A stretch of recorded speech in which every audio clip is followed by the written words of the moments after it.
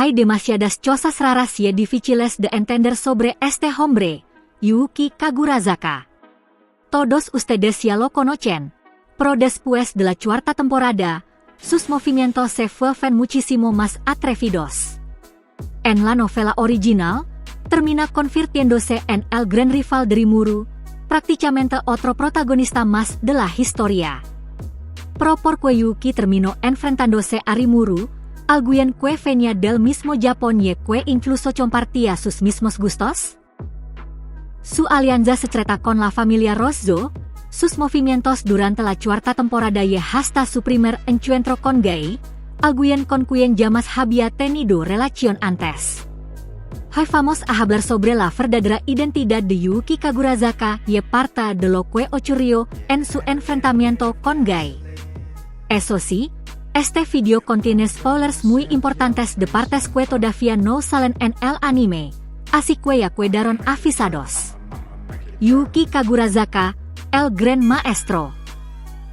Igual que Rimuru, también fue influenciado desde Japón, y a simple vista parecía elevarse súper bien con él gracias a su gusto compartido por el manga y la cultura otaku. De hecho, para Rimuru, Yuki era uno de los pocos compatriotas en ese mundo con quien realmente podía relajarse y sentirse en confianza. Pero detrás de esa sonrisa amable se escondía una ambición aterradora. Yuki le había dicho a Rimuru que no obtuvo ninguna habilidad única al llegar al otro mundo y que solamente mejoraron sus capacidades físicas, pero eso era mentira total. En realidad, Yuki fue un influenciado traído por Kazaream y ocultaba una habilidad única extremadamente poderosa. Incluso el enojo que mostró por el caso de Shizu y la patada que le lanzó a Rimuru, todo había sido actuación calculada desde el principio. El verdadero objetivo de Yuki era conquistar el mundo. Mientras públicamente actuaba como el gran maestro que protegía la paz, en secreto controlaba una organización clandestina llamada Cerberus, manejando el bajo mundo desde las sombras. Cerberus se encargaba de trabajos ilegales que los gremios normales no podían aceptar. Yuki hacía funcionar todo eso como una especie de mal necesario para el mundo. Mientras Rimuru construía tempest buscando la convivencia entre humanos y monstruos desde la luz pública, Yuki intentaba controlar el mundo desde las sombras. Dos japoneses influenciados. Uno construyendo un país confiando en sus compañeros. Y el otro calculándolo todo él solo para apoderarse del mundo. Esa diferencia de ideales terminó convirtiéndolos en enemigos destinados a enfrentarse. Yuki siempre actuaba con cálculo absoluto. Gracias a su posición como líder del gremio, consiguió una red de información enorme que se volvió la base principal de sus ambiciones. Conocía los movimientos de cada nación y manipulaba conflictos sin siquiera ensuciarse las manos, haciendo que otros países pelearan entre sí. Y mientras la historia avanza, el contraste entre Rimuru y Yuki se vuelve cada vez más evidente. Ahora, algo importante. Toda la reputación y el respeto que Yuki ganó como gran maestro eran completamente reales. Las mejoras para la seguridad de aventureros, la creación de escuelas y la investigación sobre la magia, todo eso sí tenía valor genuino. Ese es precisamente lo más peligroso de Yuki Kagurazaka. Mientras hacía cosas buenas para el mundo, al mismo tiempo avanzaba su plan para dominarlo. Esa doble vida perfectamente mantenida era su verdadera arma. Entonces, ¿por qué Yuki desarrolló una ambición tan descomunal como conquistar el mundo? La respuesta está en el terrible pasado que vivió en su mundo original. Cuando era niño, perdió a su familia en un accidente provocado por un conductor de camión que se quedó dormido por exceso de trabajo. Una familia inocente destruida por culpa de un sistema injusto. Esa experiencia dejó una oscuridad muy profunda dentro de él. La rabia contra la injusticia del mundo empezó a crecer cada vez más. Una furia que no podía descargar contra nadie, porque para el verdadero culpable era el propio mundo. Y justo después de eso, terminó siendo infocado a otro mundo. Quien lo infocó fue Kazaream, un antiguo rey demonio derrotado por Leon Cromwell, que ya existía como una entidad espiritual. Kazaream intentó apoderarse del cuerpo de Yuki, pero Yuki contraatacó usando su alma extremadamente fuerte y la habilidad única que obtuvo al ser infocado, Creador. Con ese poder logró selar a Kazaream y darle la vuelta a toda la situación. La habilidad Creador era algo absurdamente especial. Básicamente le permitía crear nuevas habilidades únicas por sí mismo. En un mundo donde la fuerza depende completamente de las habilidades, tener el poder de fabricar habilidades nuevas significaba poseer posibilidades prácticamente infinitas. Yuki no tardó en demostrar lo rota que estaba esa capacidad, porque casi inmediatamente creó la anti-skill. Esa habilidad terminó siendo su arma más peligrosa en combate. Tal como su nombre lo dice, anti-skill anulaba habilidades y magia del enemigo. Y como la mayoría de los fuertes en ese mundo dependen de skills o ultimate skills, esta capacidad era una auténtica pesadilla. Normalmente cualquiera habría eliminado a Kazaream después de intentar robarle el cuerpo. Pero Yuki decidió hacer algo distinto, convertirlo en aliado. Aceptó incluso los deseos de la moderada Harlequin Alliance y le dio a Kazaream un nuevo cuerpo bajo el nombre de Kagali. Yuki no actuaba por emociones, sino por pura lógica y conveniencia.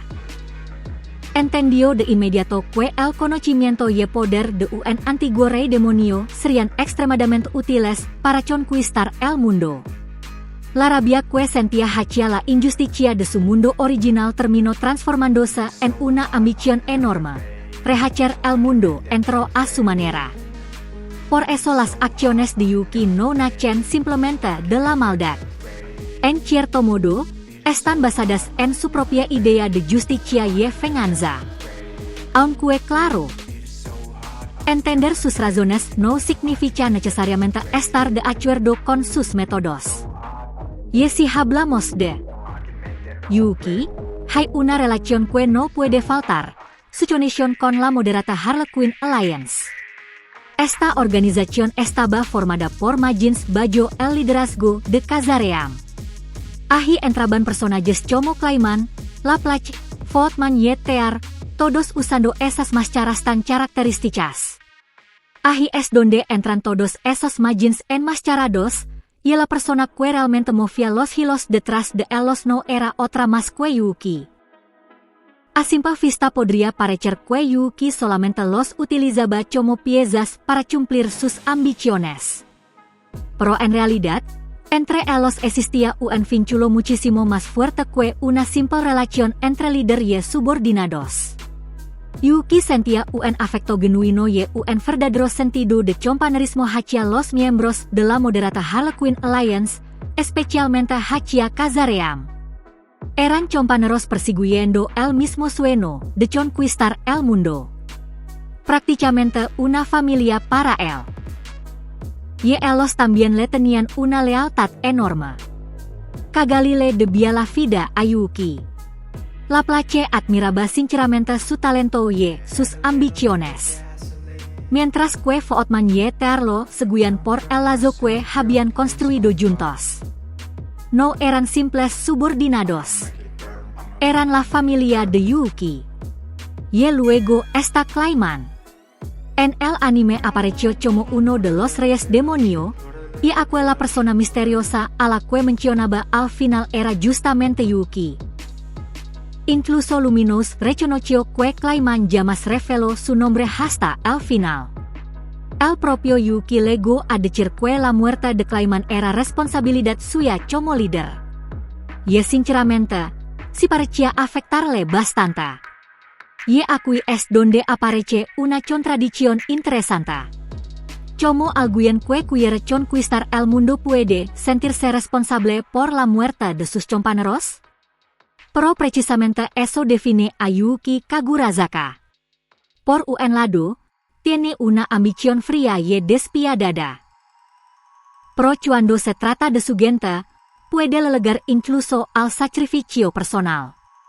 Esa doble cara tan extrema es lo que hace tan interesante a su personaje. Así como Rimuru protege a Tempest como. Si fuera su familia, Yuki también valoraba más que nada a la moderata Harlequin Alliance como el lugar al que pertenecía. Un hombre que busca dominar el mundo, pero que es demasiado blando con sus compañeros. Ese contraste es lo que evita que Yuki se sienta como un villano simple y genérico. En las batallas que veremos en la cuarta temporada del anime, Yuki juega un papel extremadamente importante que altera por completo el equilibrio de poder de la historia. Yuki aparentemente estaba siendo manipulado por Mariabel, la nieta de Granbel Rossio y miembro de la familia Rossio, quienes controlaban las naciones del oeste desde las sombras. La habilidad única de Mariabel, Great, le permitía manipular y dominar los deseos de otras personas. Era una habilidad aterradora. Para ella, Yuki era tanto un obstáculo como una pieza valiosa, así que decidió controlarlo.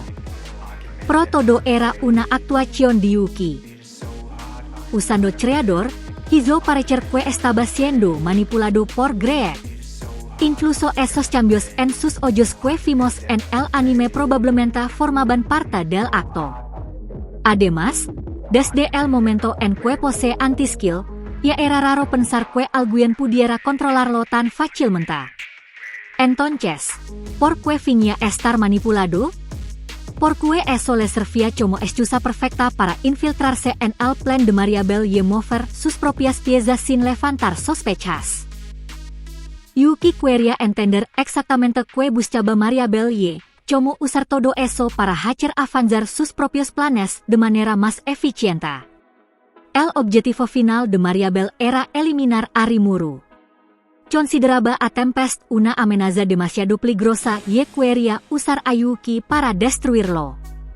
Por eso Rimuru y Yuki terminan enfrentándose dentro de una cueva. Como Rimuru creía que Yuki estaba siendo controlado, peleaba mientras intentaba encontrar una forma de liberarlo. Y al final logra imponerse. Mientras tanto, Mariabel invoca al Case Dragon para alejar a Rimuru del lugar, obligándolo a Insignur a detenerlo. Mariabel había atacado al grupo de Rimuru durante una exploración de ruinas, pero frente al poder aplastante de Rimuru terminó completamente superada. Desesperada, decidió activar el reactor mágico que Yuki le había mencionado antes para destruir toda la cueva junto con Elos, pero incluso eso formaba parte del plan de Yuki. Después de terminar su pelea con Rimuru, Yuki fue directamente hacia Mariabel y la asesinó para robarle Great. Probablemente Yuki ya había previsto incluso la invocación del Case Dragon. Seguramente calculó que, después de la batalla, Rimuru se dirigiría hacia Allah. Porque si no, existía la posibilidad de que ambos se encontraran justo en el peor momento. Tras todos esos acontecimientos, Rafael finalmente le informa algo a Rimuru. Yuki ya más estuvo controlado. Y fue ahí cuando Rimuru terminó convencido de que el verdadero cerebro detrás de todo era Yuki. Después de eso, las operaciones de Yuki se trasladan al Santo Imperio de Rubrios. En ese momento, Yuki trabajaba junto a Granbel Rossio, líder de la familia Rossio y figura que controlaba las naciones occidentales desde las sombras. Granbel había sido un antiguo héroe que perdió contra Luminous en el pasado. Luego terminó convirtiéndose en el principal anciano de los Siete Celestiales y en el hombre que manipulaba Rubrios desde las sombras. El encargo de Granbel era claro: robar el cuerpo del héroe que Luminous guardaba cuidadosamente. Yuki vio ahí una oportunidad perfecta para obtener al héroe más poderoso y convertirlo en una pieza bajo su control. Aprovecho el momento exacto en que Rimuru y los demás visitaban rubrios para un intercambio musical. Además, también filtró información a Leon para atraerlo hacia ala. Todo parecía indicar que Yuki estaba cooperando con el plan de Granbell, pero en realidad probablemente pensaba aprovechar el caos para quedarse él mismo con el héroe. La familia Rojo lanzó un ataque contra la Gran Catedral de Rubrios. Rimuru, Hinata y los Holy Knights se enfrentaron contra los otros Warders reunidos por Granbell, mientras la placa y Voughtman aparecían frente a Luminous, provocando batallas intensísimas por todos lados. Y al principio, el plan funcionó perfectamente. Al menos hasta lograr sacar al héroe de la habitación sagrada. Pero ahí comenzaron los problemas inesperados. El celo de Chronoa se rompió y perdió completamente el control. Chronoa no era alguien que Yuki pudiera manejar tan fácilmente. Se convirtió en una auténtica encarnación de destrucción, atacando absolutamente a todos sin distinguir aliados de enemigos. Y su poder superaba por muchísimo lo que Yuki había imaginado. Su sueño de controlar al héroe más fuerte se destruyó en un instante. Yuki incluso se molestó al darse cuenta de que aquello no coincidía para nada con lo que Granbell le había contado. Y seguramente fue en ese momento cuando entendió que en realidad él había sido utilizado por Granbell. El verdadero objetivo de Granbell era hacer que Chronoa perdiera el control para provocar el regreso del verdadero héroe. Yuki solamente había sido usado como la lave para abrir ese camino. La astucia de Granbell terminó superando incluso los cálculos de Yuki. Ni siquiera tuvo tiempo para enfurecerse por completo. Analizó la situación de inmediato y decidió retirarse. Su plan perfecto había colapsado.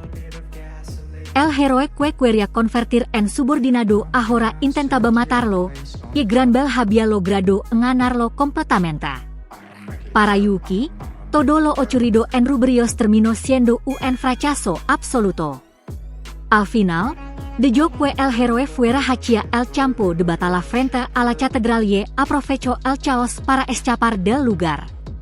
Mientras la situación en Rubrios empeoraba cada vez más, Yuki y la moderata Harlequin Alliance comenzaron a calcular cuidadosamente una ruta de escape.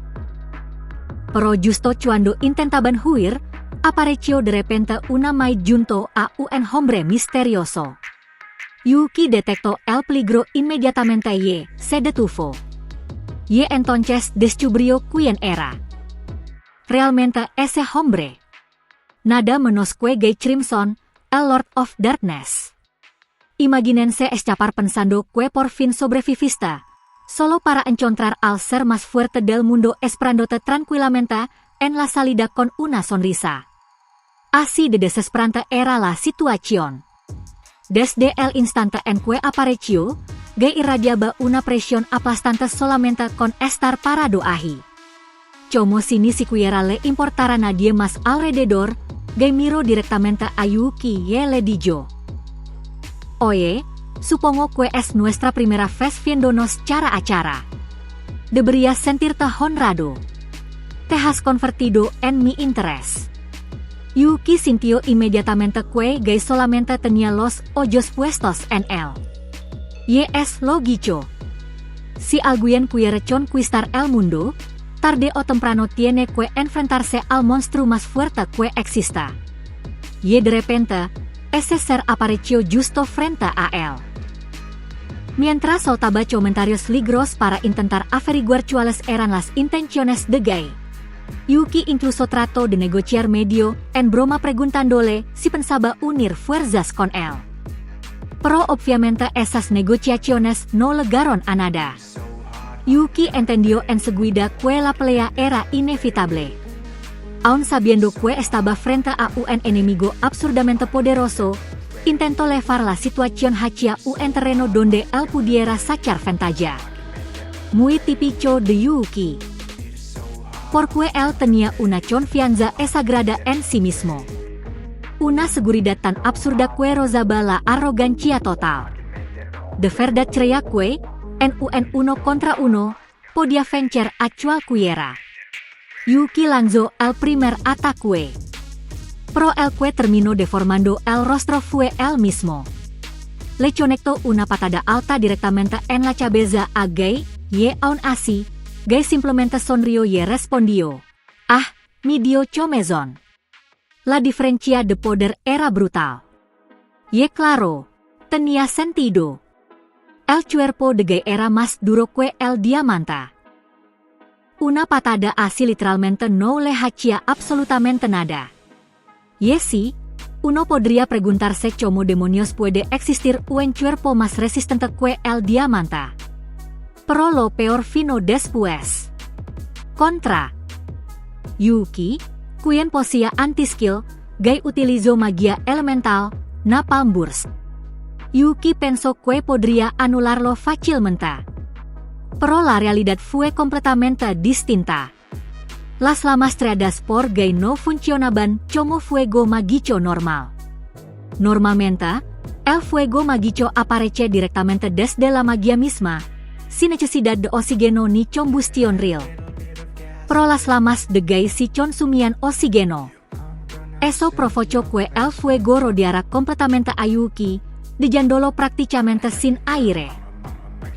Yuki entendió de inmediato que algo estaba mal y comenzó a rodar por el suelo para apagar las llamas. Y fue en ese instante cuando comprendió algo aterrador. Guy había descubierto el secreto detrás de sus habilidades. Ahí Yuki entendió que Guy estaba jugando con él. Después de sentir esa diferencia absurda de poder, finalmente aceptó una realidad incómoda. Ahora mismo no podía ganar. ¿Pero qué tan monstruoso era realmente Guy Crimson? Guy le elevaba gobernando como el rey demonio más fuerte desde muchísimo antes de que Rimuru despertara como Demon Lord. Prácticamente todos los seres poderosos del mundo aceptaban que no podían derrotarlo. Incluso Rimuru admitía que tal vez podría vencerlo peleando al máximo, pero jamás sería una pelea sencilla. La base de la fuerza de Guy era su ultimate skill, Lucifer. Una habilidad completamente rota capaz de copiar y optimizar cualquier skill que hubiera visto, incluso ultimate skills. Y no solo copiaba habilidades, también comprendía instantáneamente sus debilidades y funcionamiento. Pero eso ni siquiera era lo más aterrador. Guy tenía una cantidad absurda de experiencia acumulada tras incontables años de combate, además de una reserva monstruosa de energía mágica.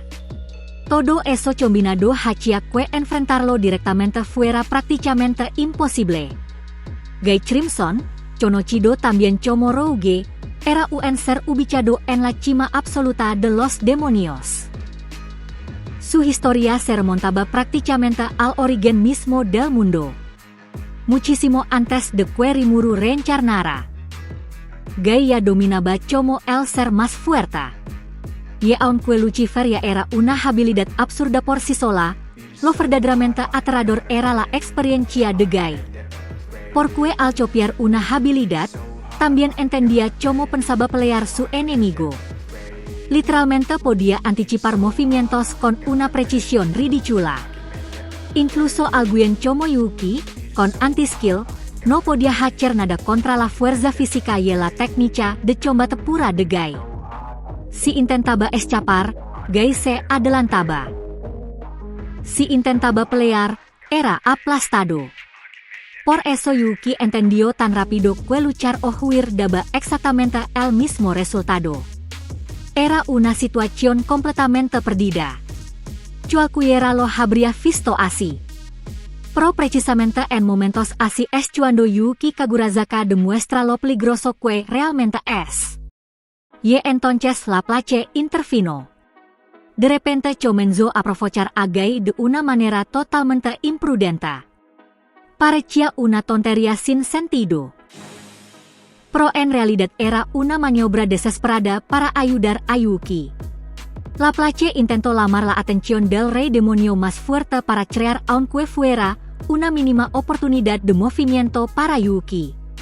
No se sabía si era estupidez absoluta o simplemente un charino demasiado grande por sus compañeros. Pero esa escena mostraba perfectamente la esencia de la moderata Harlequin Alliance. Estaban dispuestos a arriesgarlo todo por los suyos.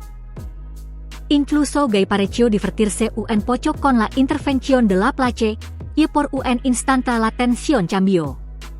Pero Yuki no aprovechó esa oportunidad para escapar. En ese momento, Yuki estaba preparado para morir.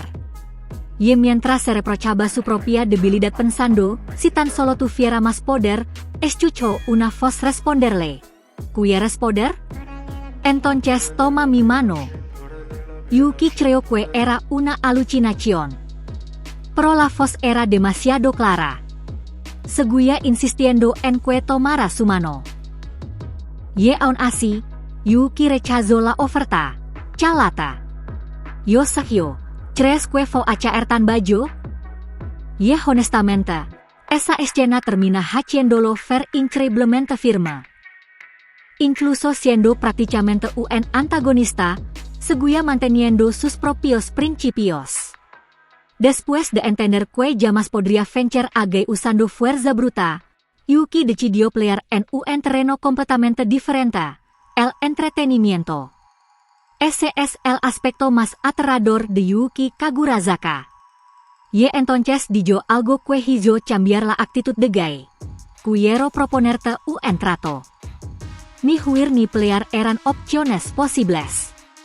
Cualquiera habría estado acabado en una situación así. Pero Yuki no eligió ni rendirse ni luchar de frente. Eligió prometerle a Guy que lo divertiría. Y eso no era simple valentía fingida. Yuki ya se había dado cuenta de algo importante. Guy no tenía intención de matarlo. Yuki sentía que Guy era una existencia que vive únicamente para disfrutar. Después de tantos años, la mayoría de batallas para él ya no eran más que algo aburrido. Que Guy apareciera frente a Yuki no fue casualidad. Fue porque se interesó en él. Yuki aprovechó ese instinto a su favor. No intentó enfrentarlo con fuerza, sino con inteligencia y valentía. En una situación donde su vida estaba en juego, redefinió la condición de victoria, no derrotarlo, sino entretener al rey demonio más fuerte. Un cambio de mentalidad que una persona normal jamás consideraría. Yuki leyó perfectamente las intenciones de Guy y declaró que demostraría su utilidad. Después de escucharle, Guy le preguntó si aún pensaba desafiarlo. Yuki respondió, algún día te superará. Para Guy, que busca oponentes interesantes, eso fue suficiente para considerarlo entretenido, y decidió dejarlos insinuar. Así, sin que hubiera una victoria en combate, Yuki logró sobrevivir usando lectura de situación, sangre fría y audacia. Muy pocos en ese mundo podrían hacer algo similar. Aunque no pudo hacer nada en combate directo, Yuki abandonó ruberios con vida. Sin embargo, sabiendo que su identidad como cerebro detrás de todo había sido expuesta, permanecer en los países del oeste ya no era posible. Pero Yuki no tenía intención de detenerse. Su siguiente objetivo fue el Imperio del Este, una potencia militar mucho mayor que cualquier nación del oeste. Un estado centralizado bajo el Emperador Rudra, con un poder militar abrumador incluso para Tempest. El motivo de Yuki era claro, tomar control de esa fuerza desde dentro y usarla como herramienta para su conquista del mundo. En el Imperio, su estrategia sería diferente, basada en infiltración y manipulación. Incluso el hecho de haber sido reconocido por Guy podía servirle como ventaja política, ya que la reputación de hombre reconocido por el rey demonio más fuerte es una carta de influencia muy poderosa. Yuki siempre actúa pensando varios pasos adelante, convirtiendo cada situación en múltiples beneficios. si incluso su encuentro con gay fue parte de un cálculo más profundo, entonces Yuki realmente se acerca a ser una pieza impredecible dentro del mundo. Y hay otro punto importante. Gay no lo eliminó. Lo dejó vivir. En ese mundo, ser considerado interesante por gay equivale casi a una protección tácita. Muy pocos se atreven a actuar directamente contra alguien que ha llamado su atención. Yuki no solo sobrevivió a ese encuentro, sino que obtuvo algo más valioso, la atención del ser más fuerte del mundo. Un hombre que logró hacer que el rey demonio más fuerte quisiera volver a verlo. Así, Yuki se dirige hacia el imperio del Chomo, su próximo escenario.